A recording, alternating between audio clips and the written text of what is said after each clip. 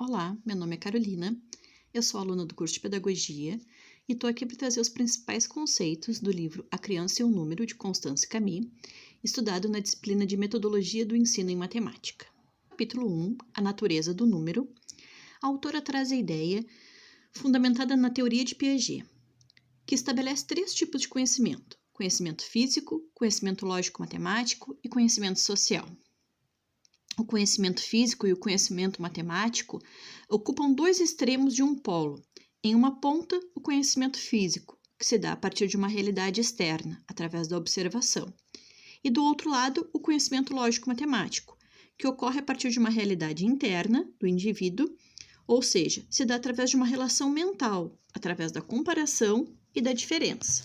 A partir daí, a autora aponta que o número é uma relação mental, criada por cada indivíduo e que a criança vai evoluindo seu conhecimento lógico-matemático a partir de relações simples que ela cria entre os objetos. A autora nos apresenta também um contraste entre as ideias de Piaget e as ideias apresentadas em textos de professores de matemática. Para professores de matemática, o número é uma propriedade de conjuntos, e a ideia de número se dá pela observação dos conjuntos da mesma forma que ocorre com outras propriedades, como a cor. Já Piaget chama essa abstração das propriedades a partir de objetos, de abstração empírica ou simples, e diz que nela a criança foca em apenas uma propriedade e ignora as outras.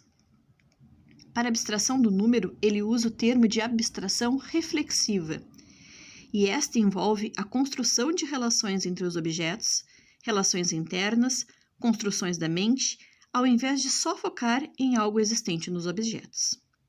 A partir daí, Piaget afirma que as 2 abstrações não existem sozinhas.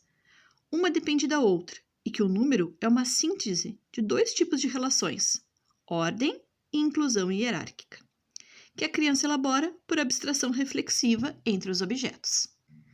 Na relação de ordem, a criança deve conseguir ordenar mentalmente, garantindo que todos os objetos foram contados e não repetidos. Na relação de inclusão hierárquica, deve ser capaz de incluir mentalmente 1 em 2, 2 em 3, 3 em 4 e assim por diante. Só assim a criança conseguirá quantificar o conjunto numericamente. Da mesma forma, a ideia de inclusão de classes também nos mostra como é difícil construir a estrutura hierárquica. Se a informação é dividida em partes, a criança passa a pensar em partes e não mais no todo. Para isso, ela precisaria cortar o todo e reagrupar as partes para formar o todo novamente, o que as crianças pequenas não conseguem fazer. Este processo de reversibilidade ocorrerá entre os 7 e 8 anos. Para responder uma série de perguntas que a epistemologia busca responder, Piaget criou a tarefa da conservação.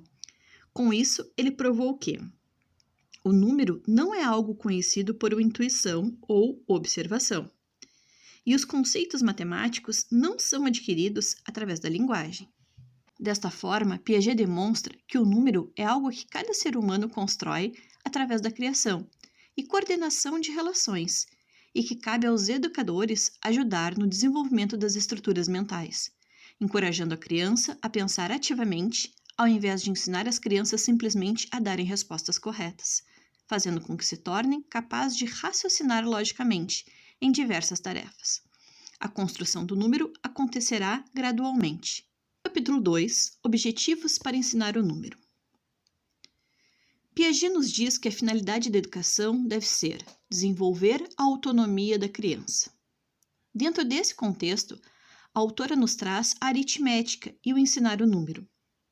O conceito autonomia é abordado aqui como o contrário de heteronomia, ou seja, autonomia é o ato de ser governado por si mesmo, e heteronomia é ser governado por outra pessoa. O que nós vemos na maioria das escolas é que elas tradicionalmente preparam o aluno para obedecer e dar respostas corretas, controlados por notas e sem muitas vezes entenderem o que está sendo memorizado. Ou seja, as escolas acabam por desvalorizar o pensamento crítico e autônomo, trabalhando em um sistema de heteronomia, onde a criança é levada a produzir informação e nem sempre acreditam ou entendem essas informações. Constance Camille aponta a ideia de que existe uma grande diferença quando ensinamos aritmética ou qualquer outra matéria, visando desenvolver a autonomia das crianças. O foco do professor deve ser o pensamento que a criança desenvolve em determinadas situações.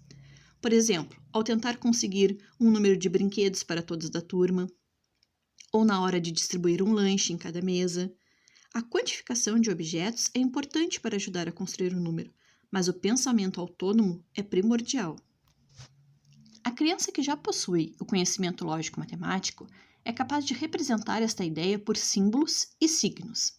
Os símbolos mantêm uma relação de semelhança com os objetos representados. Por exemplo, uma criança, ao manipular uma caixa com 8 brinquedos, representa, através de símbolos, estes mesmos 8 brinquedos como 8 tracinhos no quadro. Já os signos são a palavra falada 8, ou o numeral escrito.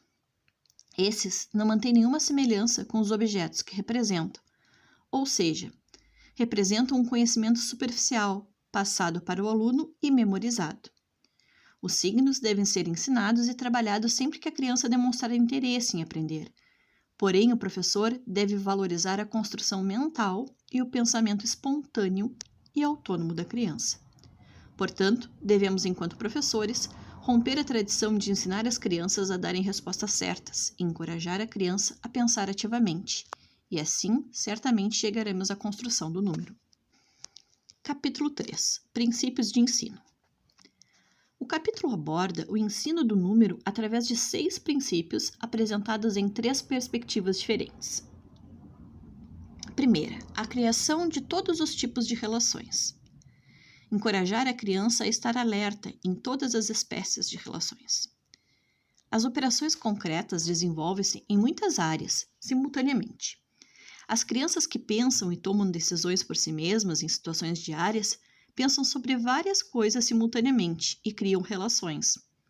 O professor deve promover um ambiente que encoraje a autonomia e o pensamento. Muitas vezes, em situações de conflitos, as negociações são uma boa maneira da criança desenvolver o pensamento, imaginar como a outra pessoa pensa e desenvolver relações. O professor deve encorajar a tomada de decisões e o pensar. A intervenção da professora pode impedir o pensamento da criança. Conceitos matemáticos como primeiro, segundo, antes, depois, são parte das relações que crianças criam na vida cotidiana, quando trabalhada a autonomia e o pensamento. Número 2. A quantificação de objetos. Encorajar a criança a pensar sobre número e quantidades de uma forma significativa para elas. Se a criança deve ser incentivada à autonomia e ao pensamento, portanto, devem ser encorajadas a pensar sobre quantidades quando surgir o interesse, e não por uma determinação, com horário específico para os estudos de matemática. Quase todas as crianças interessam-se naturalmente por contar objetos e comparar quantidades. Por isso, o pensamento matemático pode desenvolver-se de forma natural. Encorajar a criança a quantificar objetos logicamente e a comparar conjuntos. A criança deve ser incentivada a desenvolver determinadas atividades de maneira de que lhe pareça melhor, para que assim não faça simplesmente uma contagem mecânica, mas que consiga por si só resolver um problema do seu dia a dia, desenvolver a autonomia intelectual. O professor tem o papel de criar possibilidades que permitam à criança decidir por si mesma como desempenhar determinadas funções, como a divisão de brinquedos ou lanches em uma turma. Em situações diárias, o professor pode fazer perguntas casuais que encorajem a criança a pensar numericamente, se isso lhe interessar, como, por exemplo, perguntando: quem está com mais brinquedos? Ou se um aluno tem mais ou menos biscoitos que o outro, ou seja, incentivando o pensamento lógico-matemático. Encorajar a criança a criação de conjuntos com objetos móveis. Pedir que as crianças contem quantidade de um determinado conjunto não é uma boa maneira de ajudá-las. O melhor é pedir que comparem 2 conjuntos. Há 2 formas de fazer essa comparação: através de um julgamento da igualdade ou desigualdade dos conjuntos já feitos, ou pedindo que façam um conjunto comparando com o que está feito. Essa segunda opção é a melhor, pois torna a criança mais ativa e permite que ela possa interromper ou acrescentar mais itens quando ela quiser.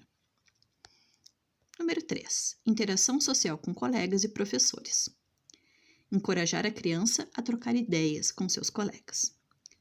No conhecimento lógico-matemático, se as crianças questionarem bastante, sem nenhuma correção feita pelo professor, na troca de ideias ou com outras crianças, ela será capaz de pensar sobre o problema. Reencaixar suas próprias ideias, corrigir suas ideias ou arranjar argumentos para defendê-las.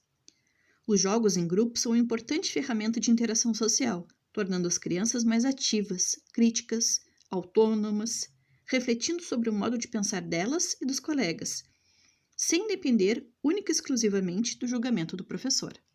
Imaginar como a criança está pensando e intervir de acordo com o que parece que está sucedendo em sua cabeça. Frente a um erro, a tarefa do professor não é a de corrigir este erro, mas descobrir como a criança chegou àquele erro. Baseado nisso, o professor pode corrigir o processo do raciocínio, intervindo no pensamento da criança em vez de simplesmente responder à pergunta. Último capítulo do livro, capítulo 4, situações escolares que o professor pode usar para ensinar número. Nesse capítulo, a autora traz maneiras de estimular o pensamento numérico. A partir da vida diária, a quantificação ela vai fazer parte dessa vida diária das crianças, na hora do lanche, dos jogos, das brincadeiras, entre outras. Logo, a partir dessas situações, a professora pode criar atividades, tarefas, de maneira que a quantificação ocorra de forma natural. Exemplos de situações. Distribuição de materiais. Pedir às crianças que tragam determinados materiais a todos os colegas. Nessa hora, o professor deve orientar, quando necessário, o pensamento do aluno e encorajar a troca de ideias entre os colegas. Divisão de objetos. Dividir o lanche entre todos os colegas de forma justa. A professora pode dividir a turma em pequenos grupos ou escolher duplas para fazer a divisão, a fim de facilitar a tarefa, sempre encorajando a troca de ideias entre todos, de modo a encontrar o melhor resultado possível. Coleta de coisas. Essa atividade proporciona uma oportunidade natural de ensinar a composição aditiva do número. Ao longo da atividade, a professora vai fazendo perguntas que estimulam o pensamento matemático. Manutenção de quadro de registros, como quadro de frequência ou livros que precisam ser devolvidos à biblioteca, ajudam na quantificação numérica. Arrumação da sala. Ver quantos objetos precisam ser guardados, juntar todas as peças de um jogo de tabuleiro, entre outras. Os ajudantes vão revezando ao longo da semana. Votação. A votação pela escolha de um jogo ou da próxima atividade a ser realizada. Estimula a autonomia, o poder de decisão e trabalha a comparação de quantidades. Jogos em grupos. Promovem o pensamento e as relações sociais, com troca de ideias. Exemplos de jogos. De alvos, como bolinha de gude, boliche. Trabalha a contagem e a comparação. Esconder. Esconder objetos. Algumas crianças escondem e outras procuram. Podemos trabalhar adição de conjuntos, adição, subtração. Pegar. Brincadeiras de pegar podem desenvolver a quantificação e a ordenação de objetos. Adivinhação. Trabalha o pensamento matemático. Tabuleiro. Quantificação, conjuntos. Baralhos. Desenvolvimento do pensamento lógico e numérico, comparação de números. Ao longo do capítulo, a autora sugere várias atividades e maneiras de explorar o pensamento matemático. Porém, sempre reforça que todas as atividades devem seguir o interesse e a necessidade das crianças, e não serem impostas pelo professor. Ao longo de todo o livro, sempre que a autora aborda o ensinar o número, ela traz ensinar entre aspas, né? Porque ela defende a ideia que esse ensinar deve ser uma coisa natural, não é uma coisa imposta pelo professor para os alunos. Não é um ensinar matemática com hora marcada, com dias das semanas para aquele estudo, mas sim é um ensinar no sentido de estimular a criança a pensar numericamente, a estimular a autonomia dela, a estimular o pensamento, e com isso ela desenvolva as noções de número. Esse é o meu entendimento do livro, e essas são as principais ideias do livro A Criança e o Número, de Constance Caminho.